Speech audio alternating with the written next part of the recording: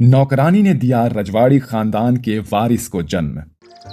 बीकानेर के मशहूर रजवाड़ी खानदान की हवेली उस दिन कुछ उदास सी लग रही थी। ऊंची ऊंची दीवारें, पत्थरों पर बनी बारीक कारीगरी और दरवाजों पर जड़े पीतल के हाथ थे, सब जैसे भारी सांसें ले रहे हों। हवेली के भीतर बड़ी सी असारेदार चौपाल में 3 औरतें बैठी थी। तीनों ने भारी भरकम जरी की किनारी वाली पुश्तैनी पोशाक पहनी हुई थी, पर चेहरों पर रौनक की जगह निराशा थी। ये तीनों औरतें थी रजवाड़े खानदान की पौत्र बहुएं। देखो भाभी, शादी को 10 बरस हो गए, मगर आज तक गोद सूनी ही है। कितना भी इलाज कराओ, कितने भी मंदिर देवरे घुमाओ, नतीजा वही, शून्य।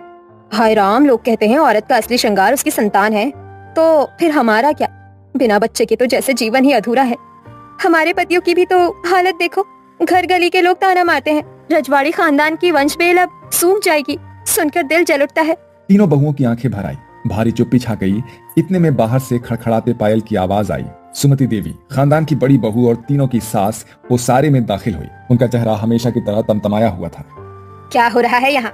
फिर वही रोना धोना? अरे शादी को 12-13 साल हो गए, मगर खानदान को वारिस देने की औकात किसी की नहीं। घर की इज्जत का सत्यानाश करके रख दिया तुम सबने। माँ जी, हम भी क्या चाहती हैं, सब भगवान की मर्जी है।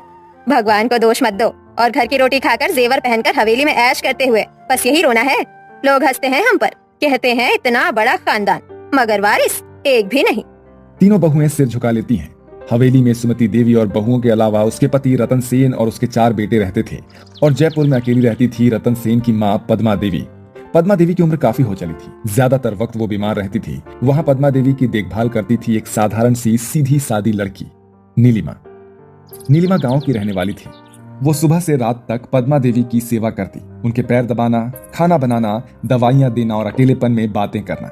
एक शाम पद्मा देवी पलंग पर बैठी थी। नीलिमा उनके पैर दबा रही थी। नीलिमा, तेरे हाथों में तो बड़ी जादू है, दबाते ही दर्द भाग जाता है।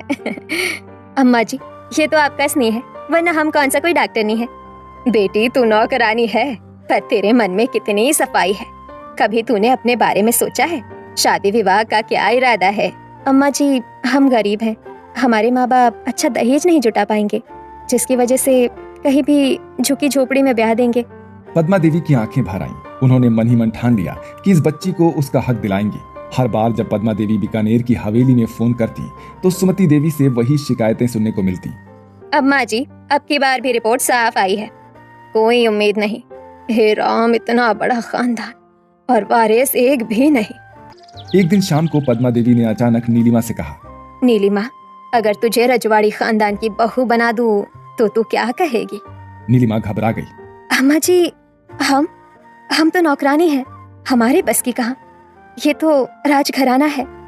बेटी, औकात कपड़ों और कद से नहीं होती, इंसानियत से होती है, और तू उस कसौटी पर खरी है।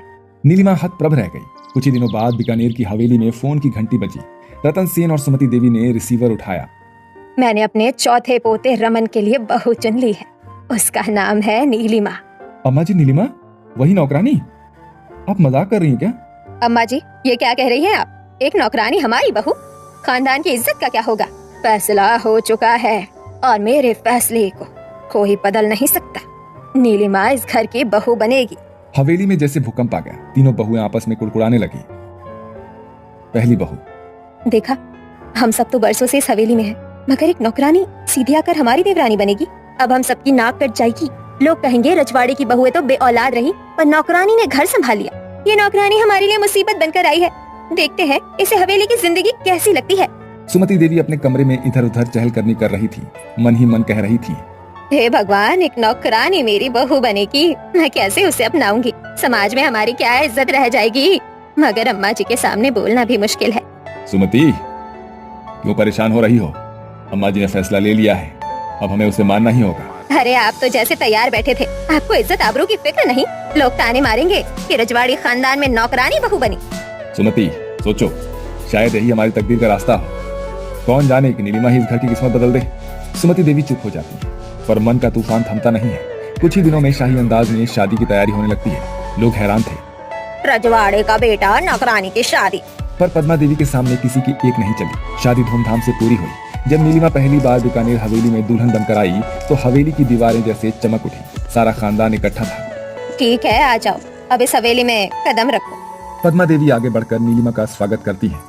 बहू, स्वागत है। अब तू सिर्फ मेरी नीलिमा नहीं, इस खानदान की बहू है। नीलिमा झुककर चरण स्पर्श करती है। दादी माँ, आपका आशीर्वाद चाहिए ना। अब मैं तेरी दादी माँ नहीं, दादी सास हूँ। ये नया रिश्ता है।